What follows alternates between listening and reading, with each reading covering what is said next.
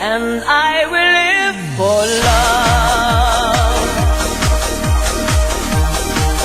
Wherever it may lead. I'm James Aiello, and I'm the author of the Forbidden Child series. Right now, I'd like to read from Forbidden Child 3, Exposed, to you.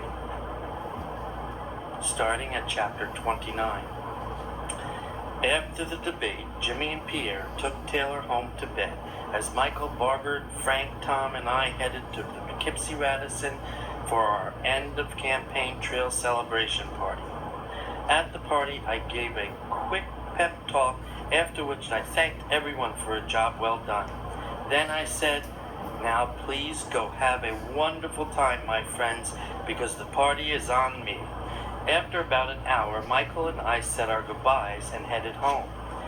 We didn't arrive home until after 2 a.m. After checking on Taylor, who was sleeping soundly, Michael and I cleaned up quickly and headed for bed ourselves. Once in bed together, Michael pulled me lovingly into his arms and gently said, "You did it, Punky. And just think, in 2 days you'll be calling you Madam President." I kissed his cheek as he spoke these words, then said, "I didn't do it, honey, we did." I lifted myself onto my elbows so I could gaze into his eyes as I continued. "And I especially couldn't have done it without you, my love. You held me up when I was tired, and you encouraged me when I was down. You have been my strength, and you and Taylor have been my inspiration through this whole long ordeal." I kissed him lovingly, and with tears in my eyes, I added, "I love you, Michael, and I thank you for it all. But most of all, I thank you for loving me." With that, he pulled me to him where we touched our oneness as we melted into the fire of our loving passions. The next morning, November 3rd, Jimmy and Taylor woke us up at 8 a.m. by throwing a pile of newspapers on the bed. When we sat up, Jimmy handed us both a cup of coffee, then plopped his ass on the bed beside me and said, "Wake up, girlfriend, and take a look at these headlines." With that, I sipped my coffee, and as I did, Taylor jumped between Michael and me, causing our coffees to spill as he excitedly said, "Listen to what the New York Post ran, guys. The polls give Christina Powers and the entire Independent Party a whopping 56% lead after her triumphant victory in last night's debate." When he finished, I kissed his cheek and said, "You've been hanging around your uncle too much." He returned my kiss and said, "Did you hear me, Mom? I said you have a 56% lead in the poll." With that, I jumped on him and began to tickle him as I said, "Yes, I heard you, honey, and it's wonderful news. Now you take Uncle Jimmy and get out of here so your father and I can get out of bed." It wasn't 15 minutes later. We were all downstairs having a peaceful family breakfast when Carmen entered the dining room with the phone in her hand and said, "Excuse me, Christina, but it's Pierre. He said it's urgent." I thanked her as I took the phone and asked, "What is it, Pierre?" His voice was panic-stricken as he shouted, "Christina, the president has granted a request from King Fahd to withdraw $200 billion from the American banking system, and the bottom of the stock market is beginning to drop out as the banks head to Wall Street, scrambling to raise the cash." I was stunned for a moment, then said, "I don't understand. Why are the banks going to the stock market for their cash?" Pierre's reply was a bit calmer, "Because that stupid president of ours had Greenspan put a freeze on the Federal Reserve, leaving the banks no option but to go to the market." With that news, I became infuriated, and it echoed in my quick response. "What? Is he nuts? Something like that could cripple Wall Street, and he knows it." Pierre's voice became anxious again as he yelled back, "What should I do?" I thought for a moment, then said, "Call President Mattel of Switzerland and tell him what's going on. Then tell him I need him to wire $200 billion from my Swiss account. The number is to our Bank of New York account. Just make sure it goes straight to our Manhattan branch and not through the Federal Reserve. Then start calling all our stockholders and telling them not to panic because I'm on top of it. You got it?" He nervously answered, "I got it, Christina." Then I added, "Just keep your cool, Pierre, and I'll be there in 2 minutes." When I hung up the phone, Michael yelled, $200 billion? What the hell's going on?" I yelled back, "Just come with me to the office and I'll tell you on the way." With that, the four of us flew out of our chairs as Michael yelled, "Can't we even get out of our PJs?" I hollered back, "There's no time." Then Jimmy yelled, "But it's pouring out." I turned to him and said, "You won't melt." Then I shouted, "Carmen, have James bring us a change of clothing." With that, the four of us ran out of the door straight into a cold November downpour. When we dashed into the command center of the Powers Incorporated, Pierre had everyone on the phones to our stockholders, desperately trying to prevent them from panic selling. When I reached Pierre's side, he was on the phone with President Mattel. I took the phone from him and swiftly said, "Jeff, it's Christina. Do you know what's going on here?" His voice was noticeably shaken as he answered, "I heard, Christina, but I can't authorize that kind of withdrawal all at once." My voice was sharp and to the point. "Jeff, President Baxter has got to be conspiring with Mohammed to have authorized this withdrawal. And you know damn well, if Mohammed gets away with devastating the American economy, Switzerland will be next." He grunted painfully, then said, "I don't know, Christina. You're asking me to risk Mohammed's financial wrath, and you're not even in position as the president to run that interference you promised." My voice echoed the urgency as I quickly replied, "Jeff, you know how he's been jockeying into position to devour our economies.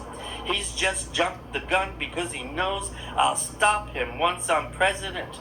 And Jeff, if we don't jump the gun with him, we're not going to have a chance to stop him because he'll have crippled the American economy before I've even been sworn into office."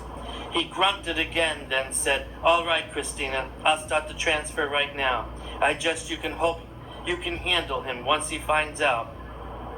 With a sigh of relief, I said, "Thank you, Jeff. Don't worry about Mohammed.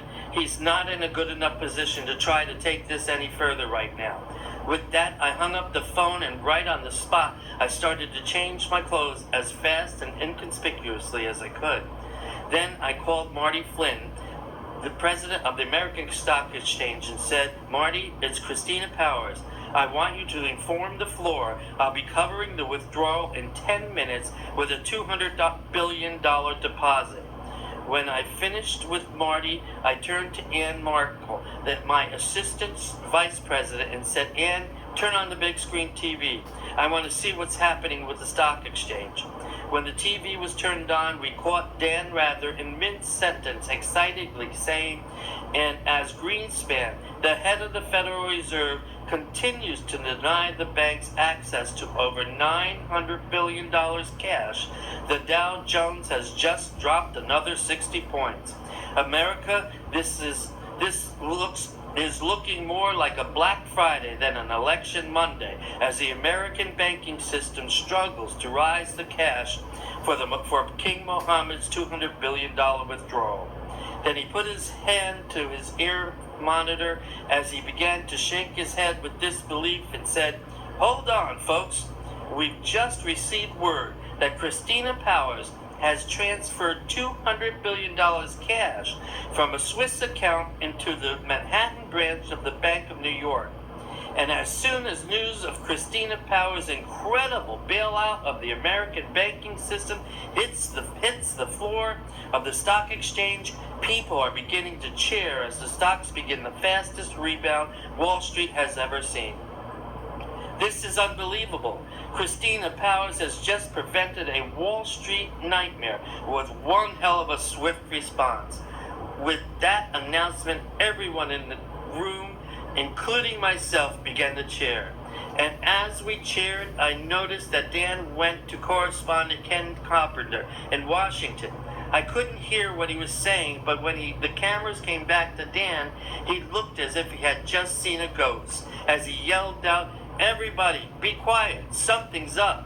When we could hear again, Dan was saying, "We are witnessing an unprecedented turn of events, America, as the United States Congress grants King Mohammed a $200 billion takeover attempt of Powers Incorporated." With that news, my blood began to boil as I yelled, "Why, those bastards! They're trying to destroy us." Then I turned to everyone in the room and started shouting orders.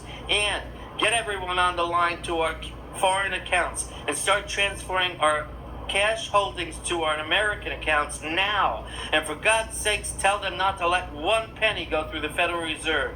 Pierre, get President Mattel back on the line. Michael, get the president on the line. Jimmy, you get Marty Flynn back on the line." Jimmy handed me the phone first, and with an angry tone I said, "Marty, begin a $225 billion counteroffer for me and stay on the line. We're going to fight that bastard until he takes cover in the oil muck he crawled out of." With that, Pierre reached the phone out to me and said, "It's President Martel." I grabbed it quickly and forcefully said, "Jeff, I need that $100 billion and I need it now."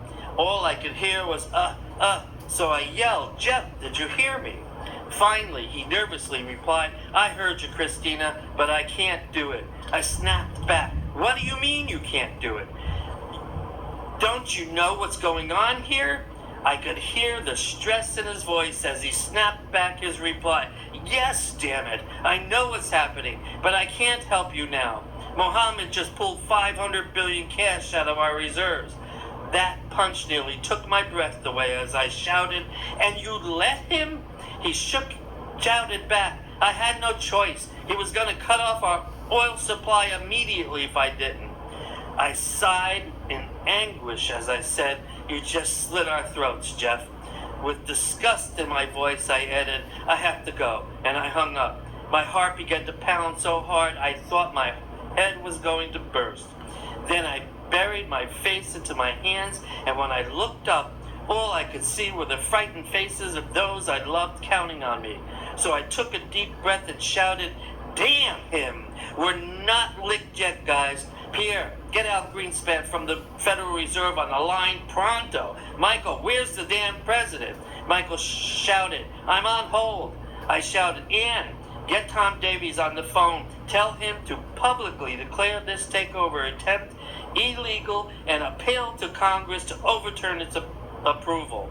And as Ann screamed, "Gotcha," Jimmy stuck a phone in my face and shouted, "It's Flynn. He needs you now." I grabbed the phone and said, "What's happening, Marty?" His voice was never nearly quivering as he answered, "Mohammed just upped the ante to $300 billion. With force," I answered. "Then counter the bastard by $25 billion and keep countering him until he retreats. And Marty, I want you to stay on the phone with Jimmy and keep me informed." Then I handed the phone back to Jimmy as I shouted, "Ann, turn up the volume. I want to hear what Dan is saying." The moment the volume was up, we heard Dan shouting, "Ladies and gentlemen, Wall Street is reeling once again as Christina Powers makes a $225 billion counteroffer in an attempt to block King Mohammed's takeover attempt of Powers Incorporated. Hold on, America. It appears as though it's on as we receive word that in the last 10 minutes, the offer and counter offers being taken between these two financial giants for ownership of Powers Incorporated has reached $400 billion and climbing. As this battle wages on Wall Street, sources at Powers Incorporated tell us all attempts by Christina Powers to reach the president to try to convince him to block this foreign takeover attempt of Powers Incorporated have been simply placed on hold. With that, Michael grabbed my shoulder as he said, "It's the president." I took the phone and calmly said, "Bill, I implore you to put a stop to this battle by declaring this takeover attempt illegal, thus null and void." He arrogantly replied, I'm not stopping anything, Miss Powers. America is a free market nation, and this type of corporate battle is what makes our free market so profitable. Don't you remember? I answered with a dignified tone. I remember quite well, Mr. President, but this is a hostile foreign invader who is trying to take ownership of what amounts to nearly 1/3 of our nation's largest corporations. And that adds up to economic treason, Mr. President, and you know it. He raised his voice angrily as he answered, Christina, this is a world market we live in today, and there's no such thing as national loyalty anymore. So I'm afraid you're on your own. And as he said, now I must go. I don't want to keep my caddy waiting any longer. I was shouting, up yours, you bastard, and I slammed the phone down so hard it broke in half. That's when Jimmy shouted, Christina, we've reached $525 billion. Hearing that, I turned quickly toward Anne and said, what do we have in our foreign accounts? She nervously snapped back the answer, $700 billion, Christina. Then Pierre anxiously shouted, Christina, it's Al Greenspan. As he tossed me a cordless phone. I snatched it up in one hand and demandingly said, Al, I have $900 billion on deposit in American banks, and you're illegally keeping it from me, knowing that Powers Incorporated is under a congressionally sanctioned hostile foreign corporate takeover attempt. Now I expect you to abide by the law and release those funds to me right now, so I can at least have a fighting chance of winning this battle. With all that, he calmly asked, and if I refuse? So I calmly answered, I will hang you by the balls for treason the moment I take office. He calmly replied, consider it done. So I simply answered, thank you. As I hung up the phone, I threw my fist in the air and shouted, yes! And once I did, everyone began cheering again.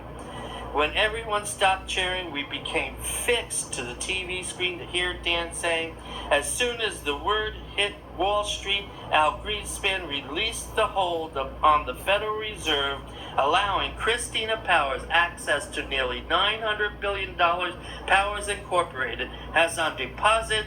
King Mohammed raised his takeover attempt to a phenomenal $1 trillion, causing the stocks of Powers Incorporated to soar to unheard of heights.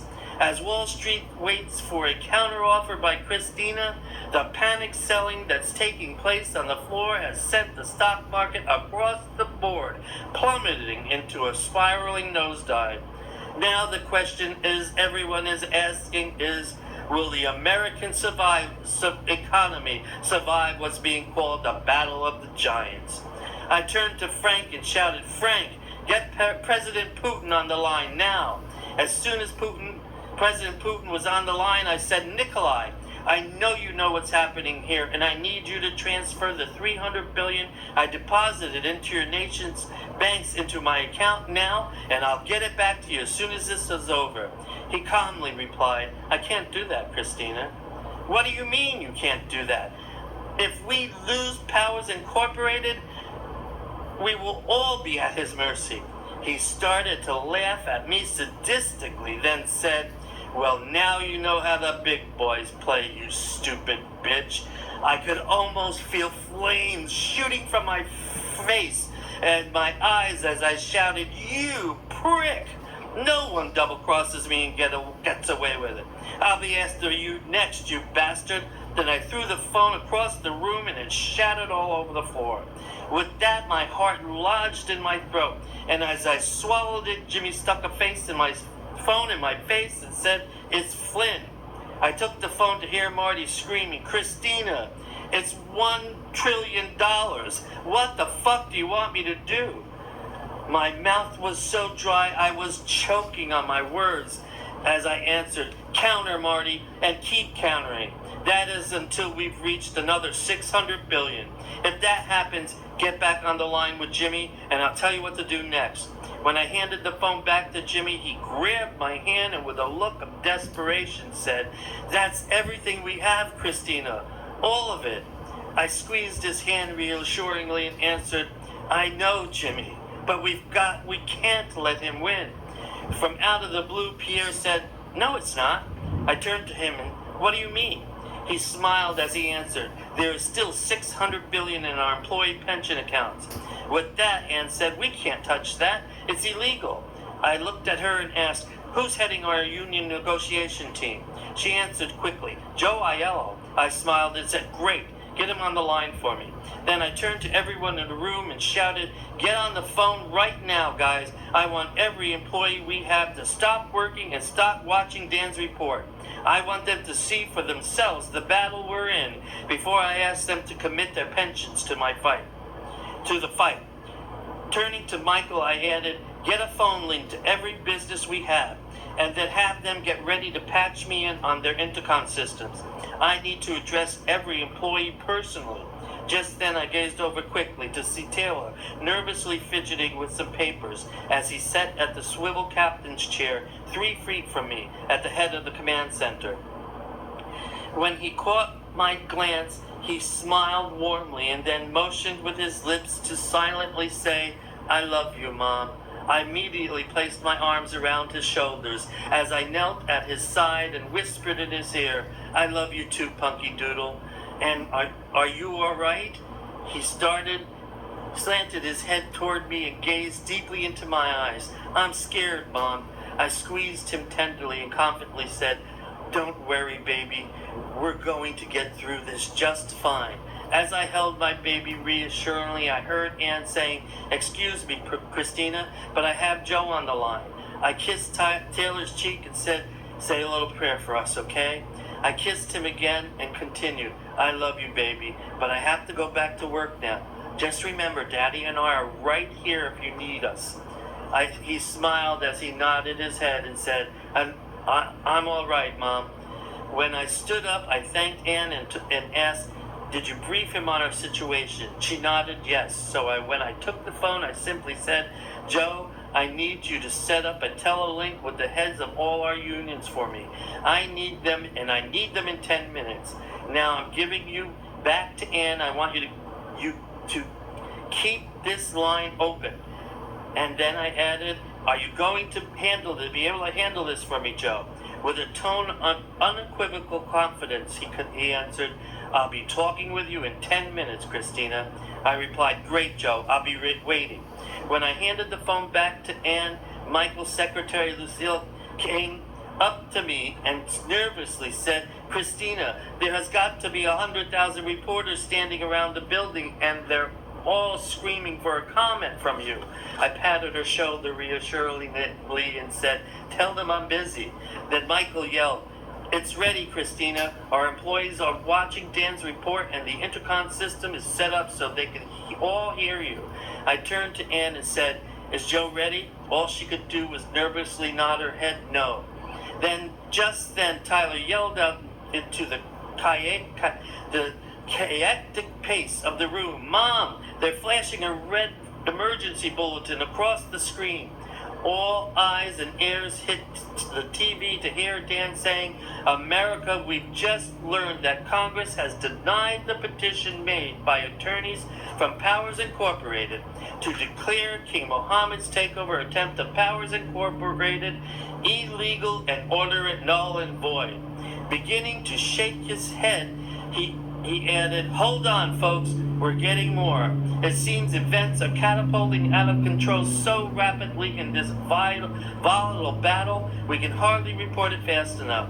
Then he nodded his head to someone off to the left and said, "I got it." Turning back to the camera, he added, "It appears as though the battle reaches the $1,300 billion mark, Christina Powers will be addressing the 400,000 employees who work for Powers Incorporated via a phone call which will be patched into their intercom systems.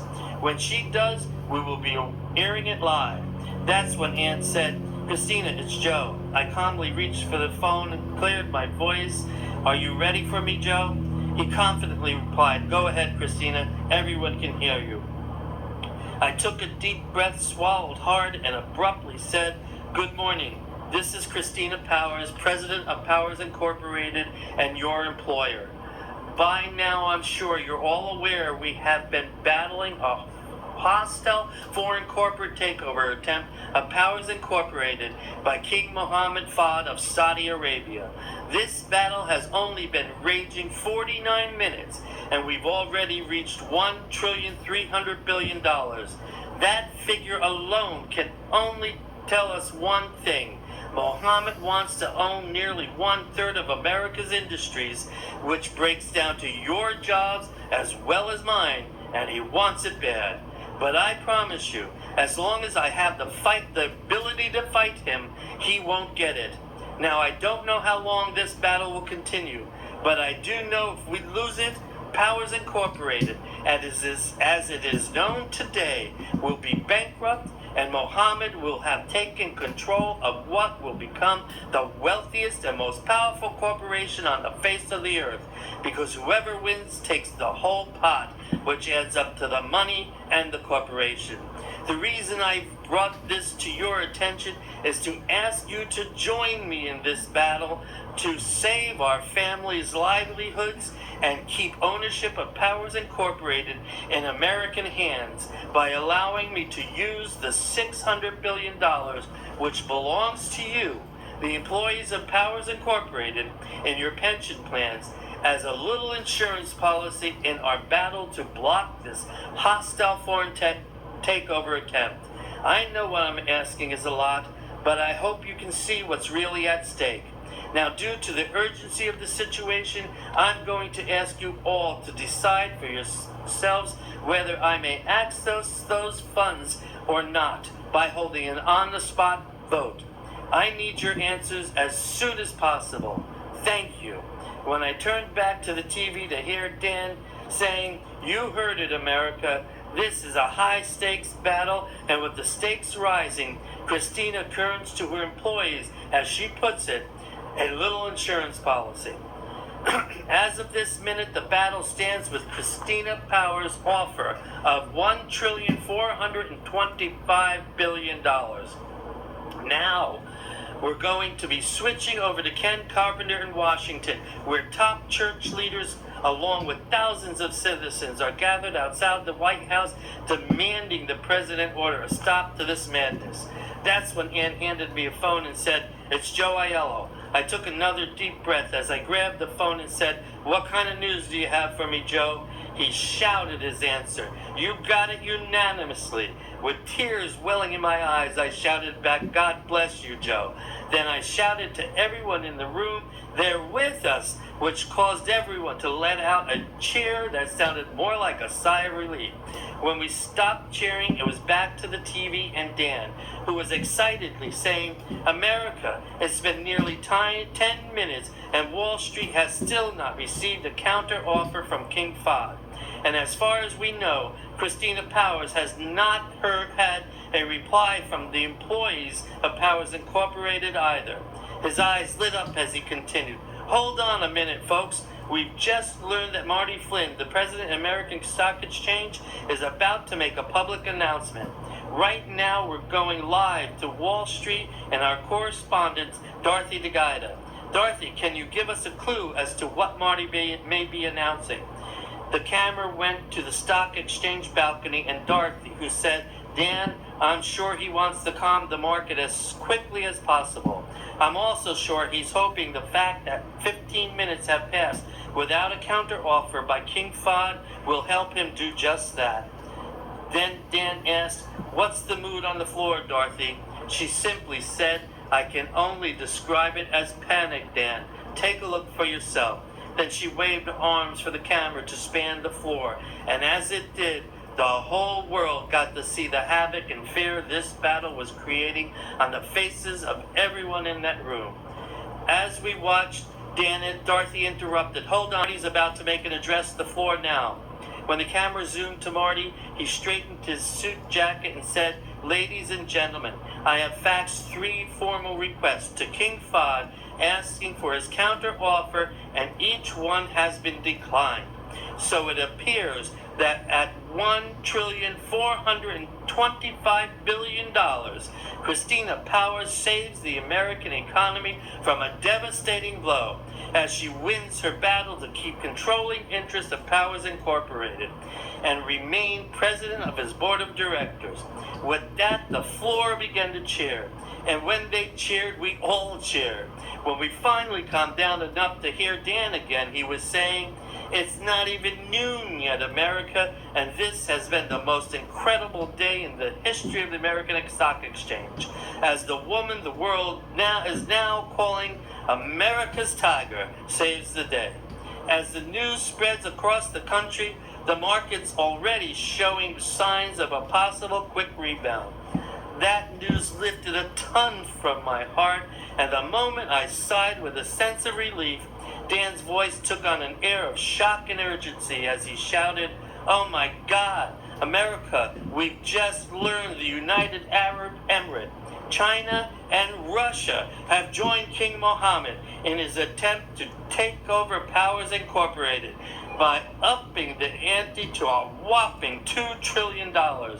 And once again, it appears the next move is up to Christina Powers.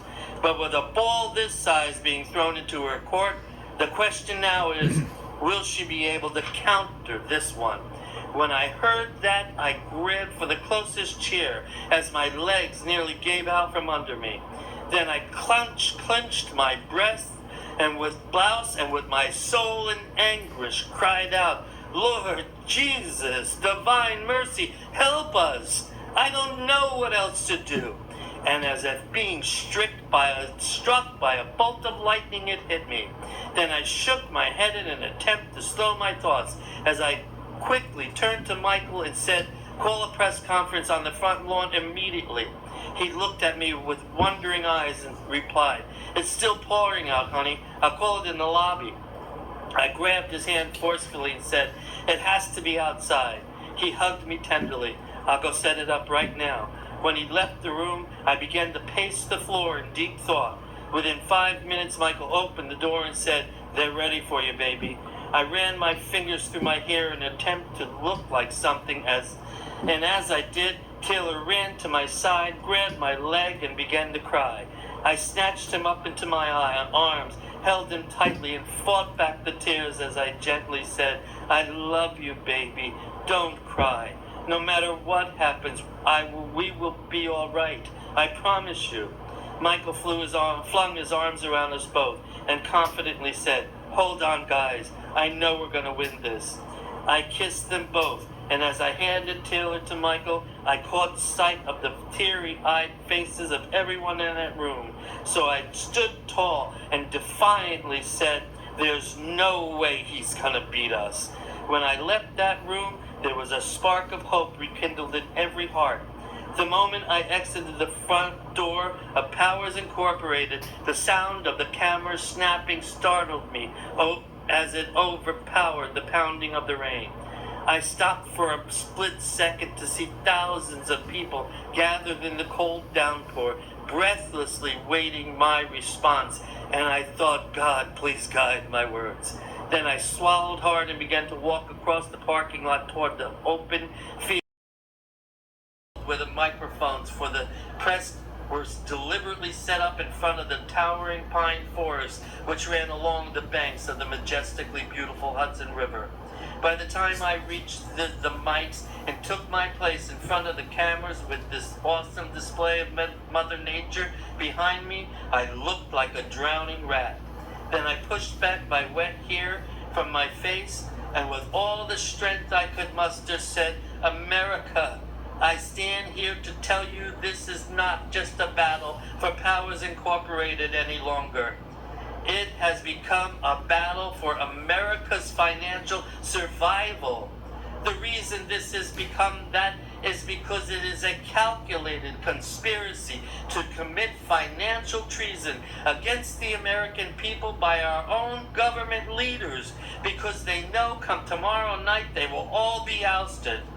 They have sold us out for great gain, I'm sure, to the oil-rich Arab nations who are at this very minute attempting to devour our economies and financially enslave us.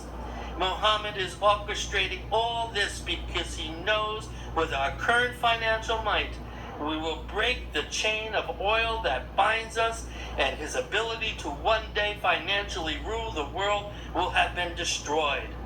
With that, the rain seemed to begin to fall harder, and I found myself flinging my arms from me so the drops could be seen bouncing on my flesh. Then I shook my arms forcefully for a moment before continuing.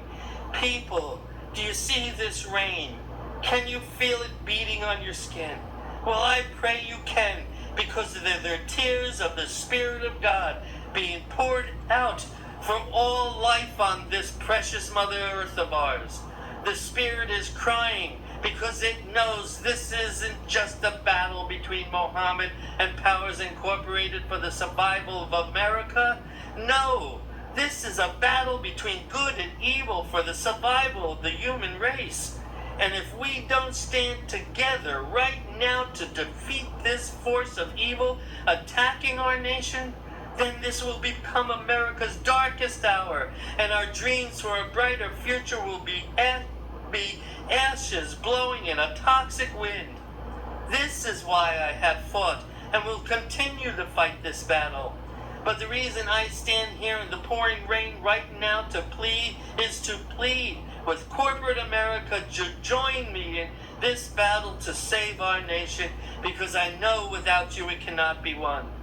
And if you think I may be mistaken concerning Mohammed's intentions, just look at your current stock levels, and you will realize once he obtains Powers Incorporated, he will be in a perfect position to swoop down and completely devour the entire American stock exchange, and at rock bottom prices.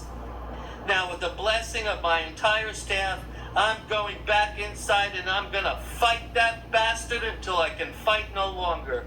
On my way back, I'm going to be praying that you will join me. Thank you, and may God be with us. With that, everyone began to cheer, even press members, and as I headed back toward the building, they followed me cheering all the way. When I entered the building, everyone inside began to cheer. Once I entered the command center, and I took the phone from Jimmy and forcefully said, "Marty, counter, and don't stop until we've reached 2,500,000,000,000. Then I handed the phone back to Jimmy and walked over to where Michael and Tyler were standing. We all just stood transfixed to the screen as Dan said, what we just heard, America, was a heart-wrenching plea for the survival of our nation.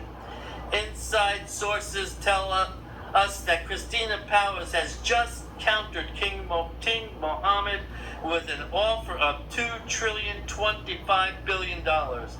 And as we await for the counter offer, all America sits breathless on the edge of our seats, wondering, will corporate America respond to Christina's plea?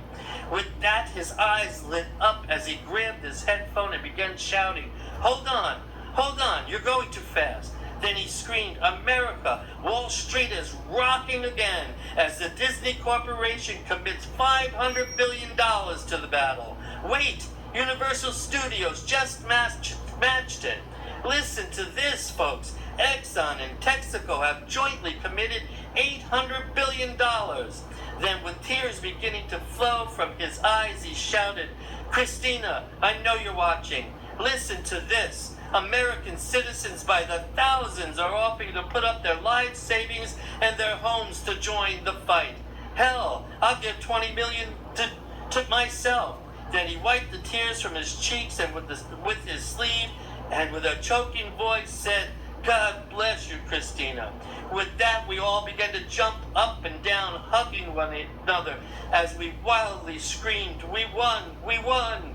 And when we finally calmed down enough to pay attention to Dan again, it was just in time to see him jump out of his seat and shout, "America, we've just learned that King Fahd, China, Russia, and the United Emirates have just backed down to the financial might of a united industrialized America by declaring they will cease all further attempts to obtain Powers Incorporated. And I'm sure you can imagine how we reacted to that news. It took us at least 20 minutes just to contain ourselves enough to head home. When I opened the front door to leave the building, I was shocked to see that the rainy morning had given way to a sun-filled afternoon, and there was the most beautiful double rainbow right over our heads that I had ever seen. Once the crowd saw me coming, they began to shout in loving unison, "Christina, Christina." I was so moved that I started to cry, and as I wiped the tears from my cheeks, I thought, God, thank you for getting us this far. The next night, as I waited alone in my room at Rockefeller Center for the election results, I heard a tap on my door, and the soft, loving voice that followed was Michael's. "Christina, may I come in?" I answered, "Come on in, the door's open, honey." When he reached my side, he stood up to embrace him, and putting his arms around me, he lovingly said, "Are you all right, Punky?" I kissed his cheek as I replied, "I couldn't be better, Michael." With that, Taylor and Jimmy ran in the room together, and Taylor excitedly said, "Mom, they're about to announce the winner."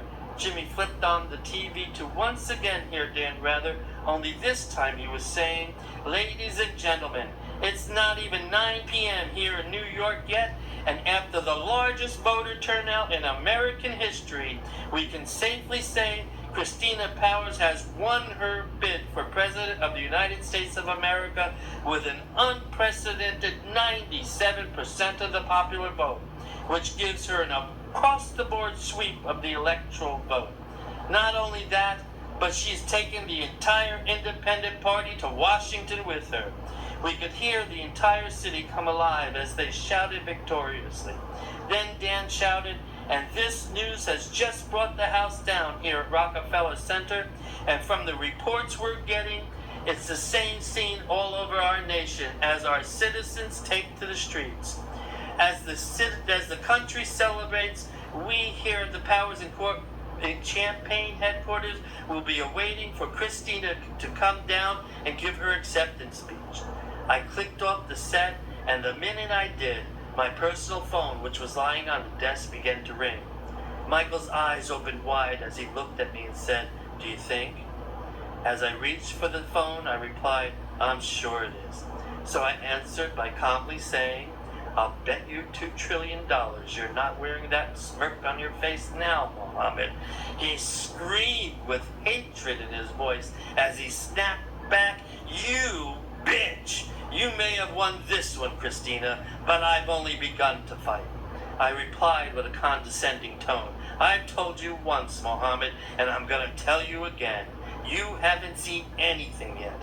Now I really must go collect the spoils of my victory by taking the helm of the most powerful nation on earth." Then I hung up the phone, grabbed Tyler's right hand, Michael's left, and said, "Well, First Family, let's go greet our relatives." With that, we headed for the ballroom. When we walked out on the stage, the cheers of love and joy which rang out had the power to bring the tears of pride to the eye of every American, no matter where in the world they were at that moment. As we reached the podium, I thought, God, this is just the beginning. I know we still have so many hurdles to leap before we reach our goals. I gazed back at the cheering crowd and thought, there's still Muhammad. What will we do the next time he rears his evil fangs? With that, I glanced at Taylor and Michael, who were both gleaming with pride, and this time I thought, oh well, I'll figure it out tomorrow. This novel is dedicated to America with love, from your friend, James Aiello. Please, on June 17th through the 21st, all three Forbidden Child 2 Secrets Revealed, and Forbidden Child 3 Exposed will be free on Kindle. Please, I implore you for yourself and for America's future that you go and download your copies and read for yourself the message of unconditional love that's found between the lines of the Forbidden Child series. Thank you. Thank you.